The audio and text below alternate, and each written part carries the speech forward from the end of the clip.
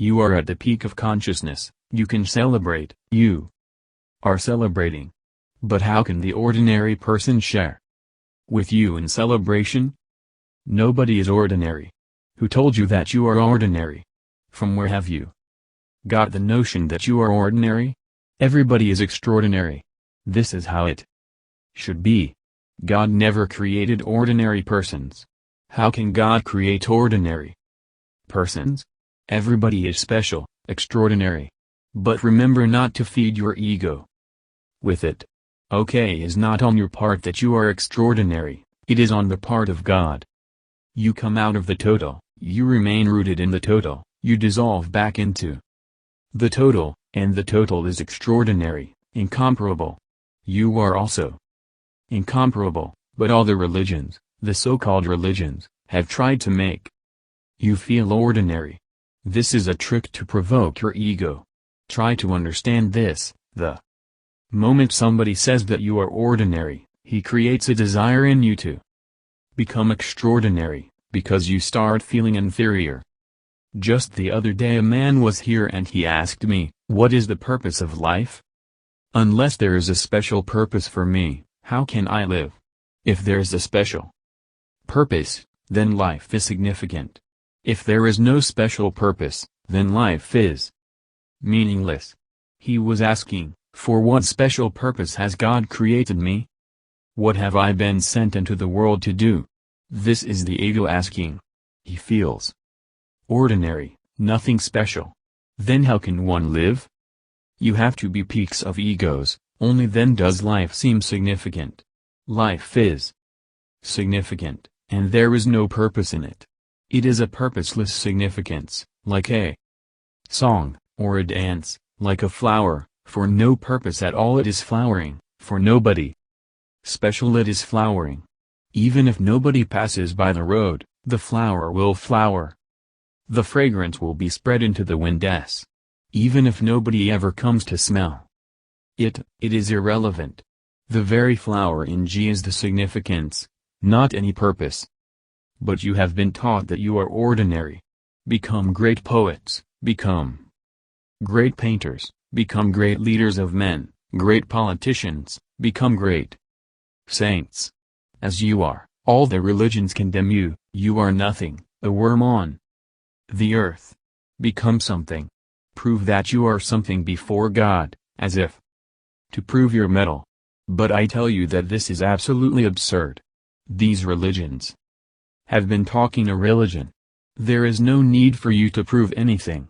The very phenomenon that God has produced you is enough, you are accepted. God has mothered you, it is enough. What more can you prove?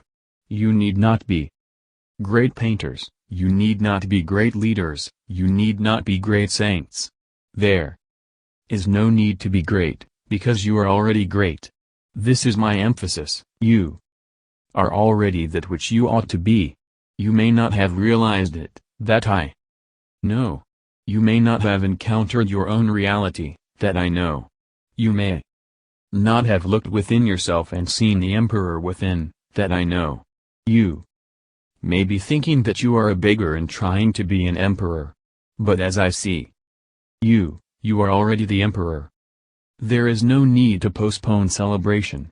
Immediately, right this moment you can celebrate. Nothing else is needed. To celebrate, life is needed and life you have. To celebrate, being is needed and being you have. To celebrate, trees and birds and stars are needed, and they are there. What else do you need? If you are crowned and caged in a golden pawan ace, then will you celebrate? In fact, then it will become more impossible. Have you ever seen an emperor laughing and dancing and singing in the street? No, he is caged, imprisoned. Manners, etiquette. Somewhere, Bertrand Russell has written that when for the first time he visited a primitive community of aboriginals living deep in some hills, he felt jealous. Very, very jealous. He felt that the way they danced, it was as if everybody were an emperor.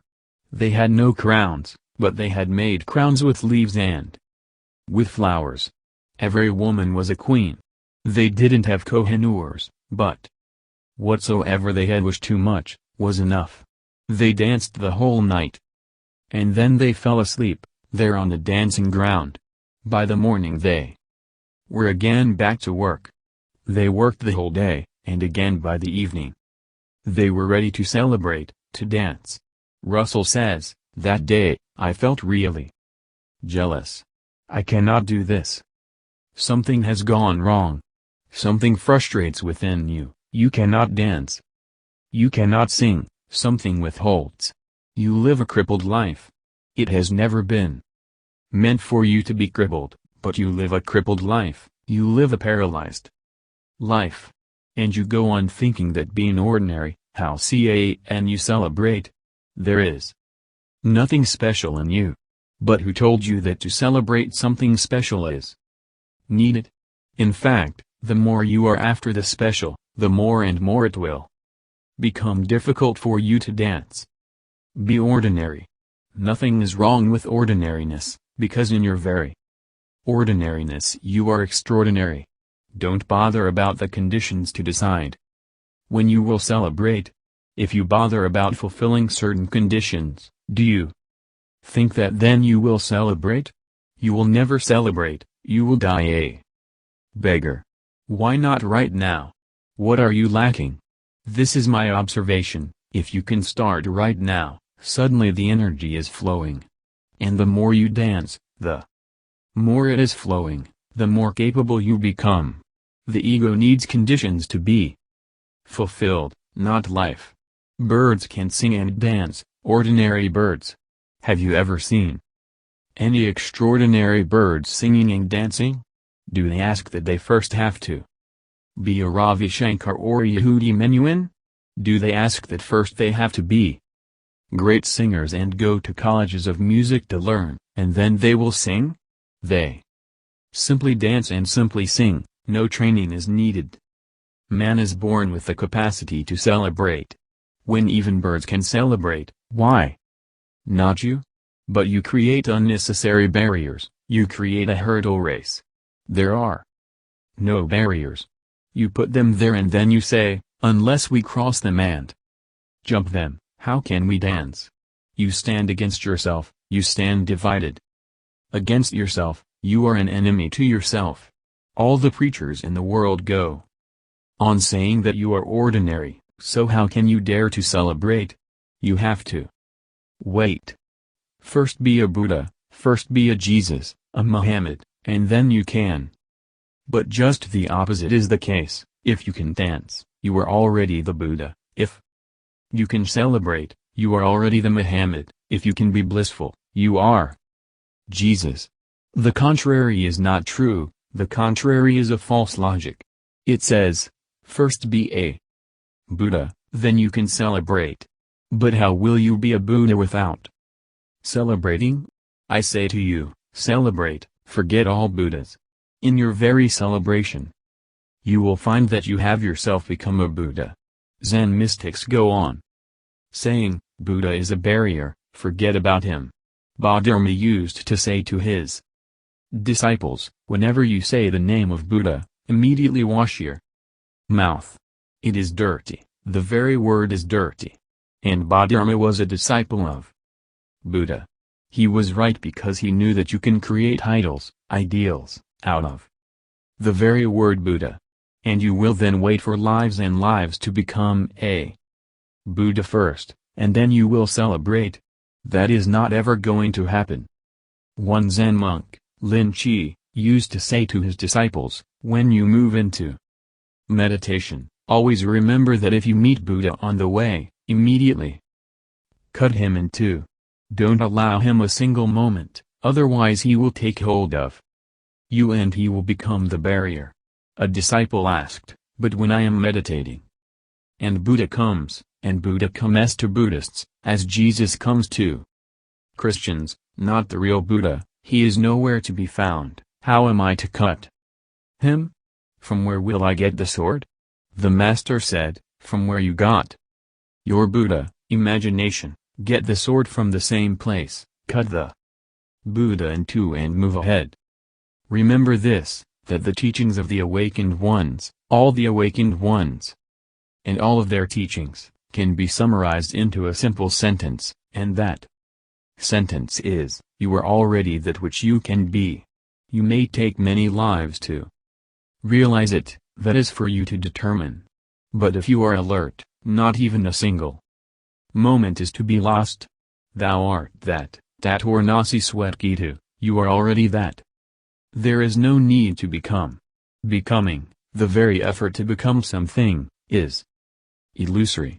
You are not to become. But preachers tell you that you are ordinary and they create a desire in you to become extraordinary. They make you feel inferior and create a desire to become superior. They create an inferiority complex and then you are in their grip. Then they teach you how to become superior. First they condemn you, create a guilt within you, and then they show you the path to be virtuous. You will really be in difficulty with me because your mind would like the same. Because that gives you time. And I don't give you time. I say that you are all ready. That everything is ready. Start the feast, celebrate it.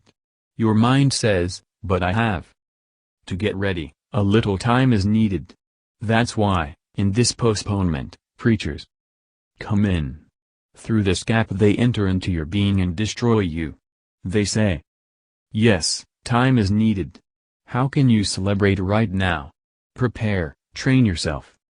Many things have to be discarded, many things have to be improved.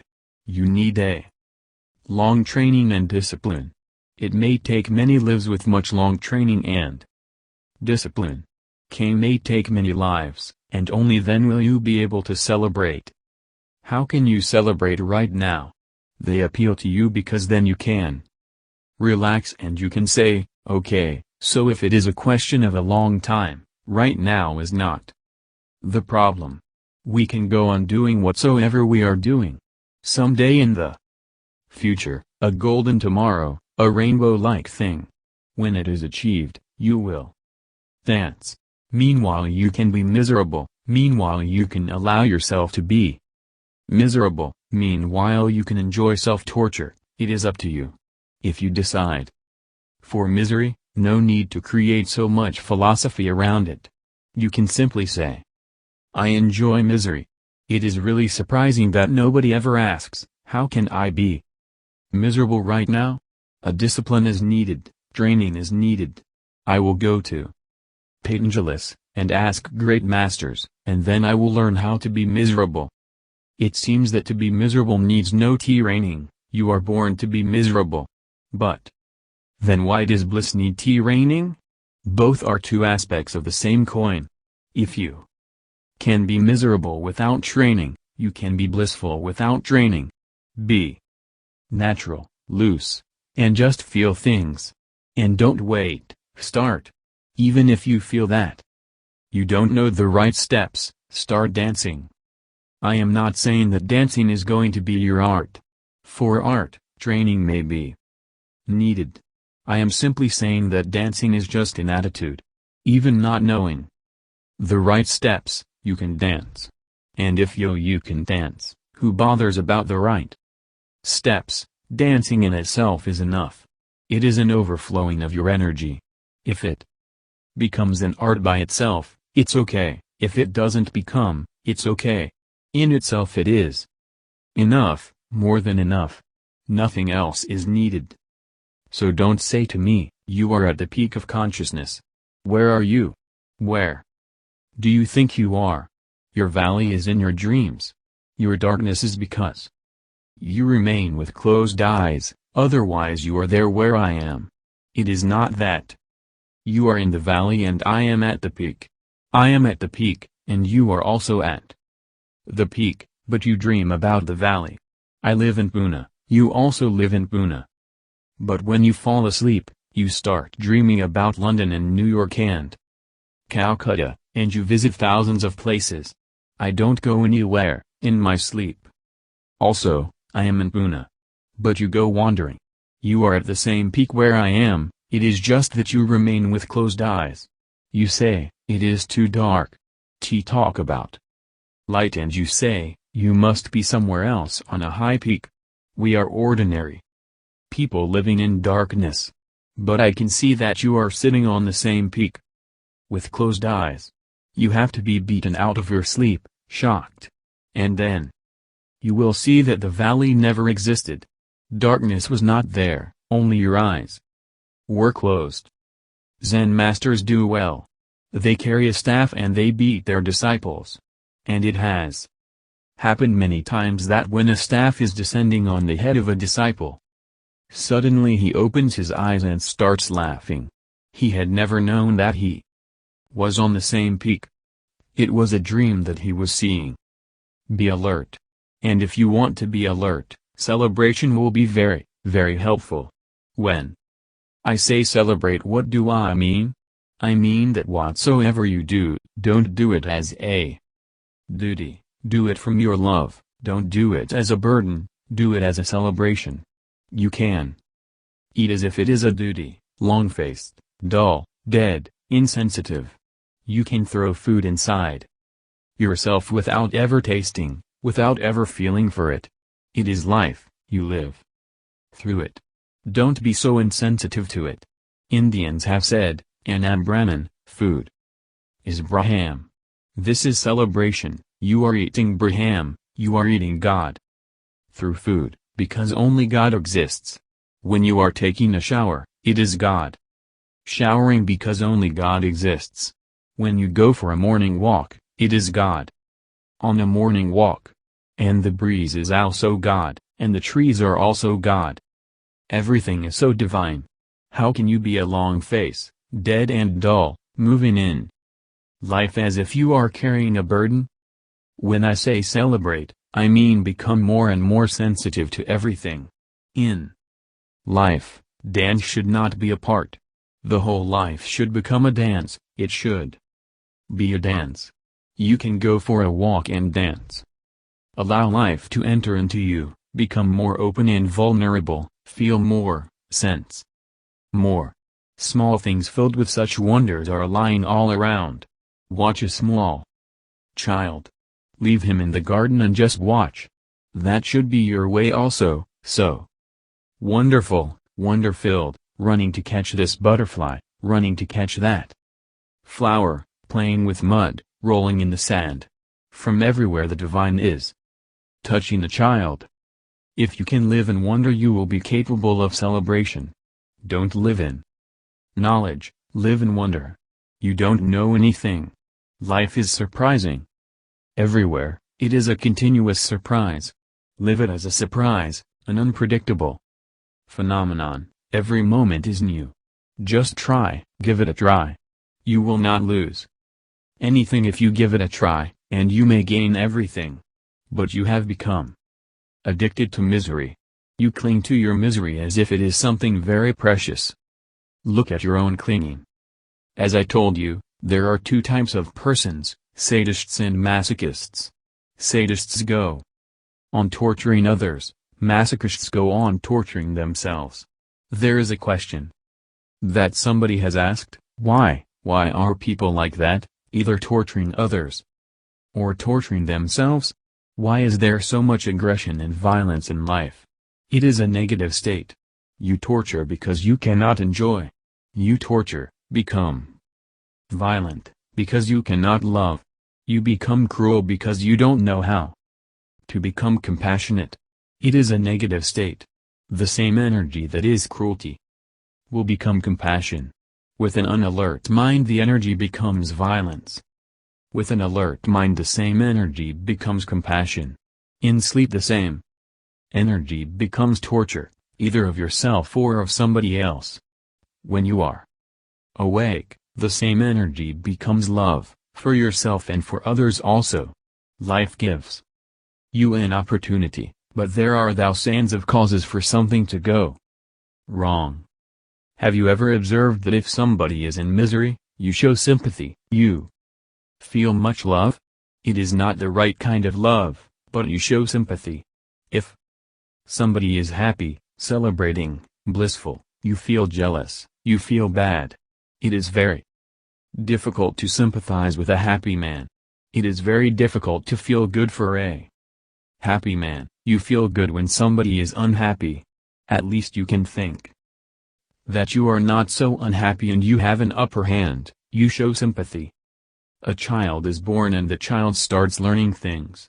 Sooner or later he discovers that whenever he is unhappy, he attracts the attention of the whole family.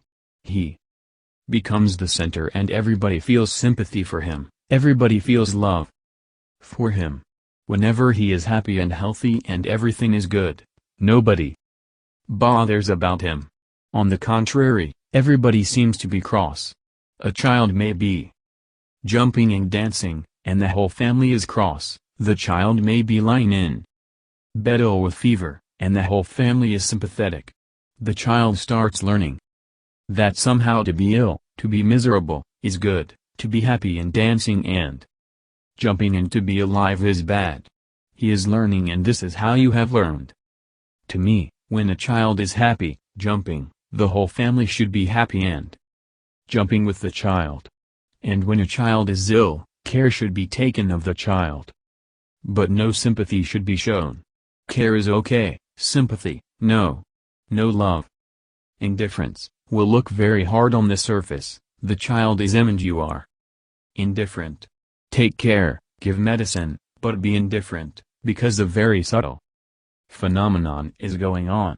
If you feel sympathy and compassion and love, and you show it to the child, you are destroying the child forever. Now he will cling to misery, misery becomes valuable. And whenever he jumps and dances and screams all around in happiness and runs all over the house, everybody is cross. At that moment, celebrate, be with him, and the whole world will be different. But up until now society has existed on the wrong lines, and those lines go on persisting. That's why you cling to misery. You ask me, how is it possible for ordinary beings like us to celebrate right now, here and now? No, it is not possible. Nobody has ever allowed you to celebrate. Your parents persist in your mind. Up until the very moment of your death your father and mother follow you continuously. They are after you, even though they be dead. Parents can be very, very destructive. Up until now they have been. I am not saying that your parents are responsible, because that is not the question. Their parents did the same to them. The whole structure is wrong, psychologically wrong. There are reasons for them also. That's why such a wrong thing goes on and cannot be stopped. It seems to be impossible. Of course, there are reasons for it. A father has his own reasons. He may be reading his newspaper and the Chi1D jumps and screams and laughs, but a father should be more understanding. A newspaper is worthless. Even if you can read it silently, what are you going to get out of it? Throw the newspaper. But the father is in politics, in business, and he has to know about what is going on. He is ambitious and the newspaper is part of his ambition. If one has to achieve some ambitions, seek some goals, one has to know the world. The child seems to be a disturbance. The mother is cooking food and the child goes on asking questions and goes on jumping, and she becomes cross. I know that there are problems. The mother has to cook food. But the child should be the first preference, because a child is going to be the whole world. A child is going to be the tomorrow. A child is going to be the coming humanity. He should be the first, the priority should be his. Newspapers can be read later on, and even if not read, you are not going to miss much. It is the same nonsense every day. Places change, names change, but the same nonsense continues. Your newspapers are just mad. The food can be delayed a little, but the curiosity of the child should not be delayed, should not be postponed, because right now he was in a mood and the mood may not come again. Right now he is hot and something is possible. But do you see mothers dancing with their children, jumping, enjoying rolling on the floor? No. Mothers are serious beings, fathers are very serious, They carry the whole world on their shoulders. And the child lives in a totally different world. You are forcing him to enter into your sad, miserable attitude to life. He could have grown as a child, he could have kept the quality of wonder, surprise, and the quality to be here and now, in the moment. This I call the real revolution. No other revolution is going to help man, French, Russian or Chinese. No revolution is going to help man, they have not helped. Basically the same pattern between the parent and the child continues, and there is the cause. You can create a communist world, but it will not be much different from the capitalist world. The labels will be different only on the surface. You can create a socialist world, you can create a Gandhian world, but it will not be different because the basic revolution is between the mother, the father, and the child. Somewhere within the parents and the child is the link, and if that link is not changed, the world will go on moving in the same rut. When I say this, I don't mean that I am giving you an excuse to be miserable. I am simply giving you the explanation so that you can become aware. So don't try to say in your mind, now what can be done? I am already 40 or 50 or 60, my parents are dead, and even if they were alive, I cannot undo the past. It has happened, so I have to live as I am. No, if you understand the thing, you can simply drop out of it. There is no need to cling to it. You can become a child again. Jesus is right when he says, only those who are like small children will be able to enter the kingdom of my God. Absolutely right. Only those who are like small children. This is the revolution, to make everybody like a small child. The body may grow, but the quality of consciousness should remain innocent, virgin, like a child.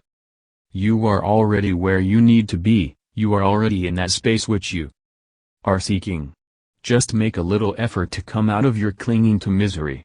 Don't invest in misery, invest in celebration. You take one step towards life and life takes 1,000 towards you. Just take one step out of your clinging to misery. The mind will go on pulling you backwards. Just be indifferent to the mind and tell the mind, wait, I have lived enough with you, now let me live without mind. That's what a child is, living without mind, or living with no mind.